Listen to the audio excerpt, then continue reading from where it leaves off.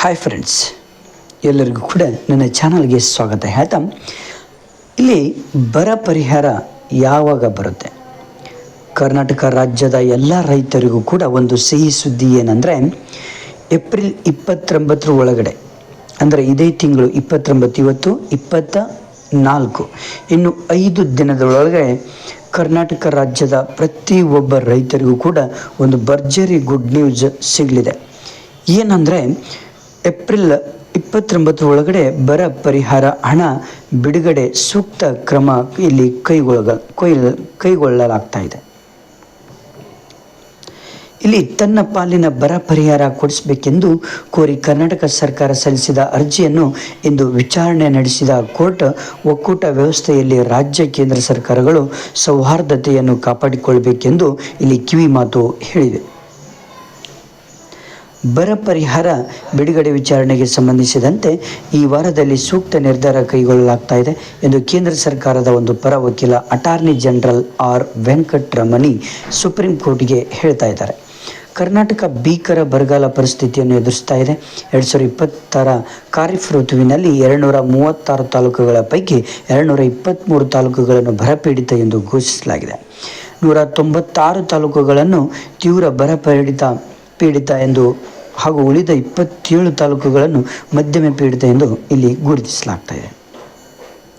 ಹಾಗಾದರೆ ಮುಖ್ಯಮಂತ್ರಿ ಸಿದ್ದರಾಮಯ್ಯರವರು ಈ ಬರ ಪರಿಹಾರವನ್ನು ಸ್ವಾಗತ ಮಾಡಿದ್ದಾರೆ. ಬರ ಪರಿಹಾರ ಬಿಡುಗಡೆ ವಿಷಯದಲ್ಲಿ ಸುಪ್ರೀಂ ಕೋರ್ಟಿಗೆ ಕೇಂದ್ರ ಭರವಸೆ ನೀಡಿದ್ದನ್ನು ಮುಖ್ಯಮಂತ್ರಿ ಸಿದ್ದರಾಮಯ್ಯ ಇಲ್ಲಿ ಸ್ವಾಗತ ಮಾಡಿದ್ದಾರೆ.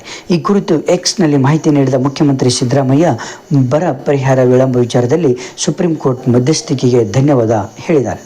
2023 ಸೆಪ್ಟೆಂಬರ್ನಲ್ಲಿ ಸಲ್ಲಿಸಲಾಗಿದ್ದ ಒಂದು ಮನವಿ ಬಗ್ಗೆ ಕೇಂದ್ರ ಸರ್ಕಾರ ನಿರ್ಧಾರ ಕೈಗೊಳ್ಳಲಾಗದ ಕಾರಣ ಬರ ಪರಿಹಾರಕ್ಕಾಗಿ ಕೇಂದ್ರ ಸರ್ಕಾರದ ವಿರುದ್ಧ ನ್ಯಾಯಾಲಯದಲ್ಲಿ ರಿಟ್ ಅರ್ಜಿ ಸಲ್ಲಿಸಲಾಗಿತ್ತು. ಇದೊಂದು ಮೈಲುಗಲ್ಲು, ನ್ಯಾಯ ರಕ್ಷಣೆಗೆ ಹಾಗೂ ರಾಜ್ಯದ ಜನರ ಬರ ಪರಿಹಾರಕ್ಕಾಗಿ ಸುದೀರ್ಘ ಯಶಸ್ಸು ಸಿಕ್ಕಿದೆ ಎಂದು ಪೋಸ್ಟ್ ಮಾಡಿದ್ದಾರೆ. ಲಿಂಕ್ ಆಗ ಪ್ರೋಟ್ಸ್ PM ಕಿಸಾನ್ ಪೇಜ್ ತೆಗೆದುಕೊಳ್ತದೆ.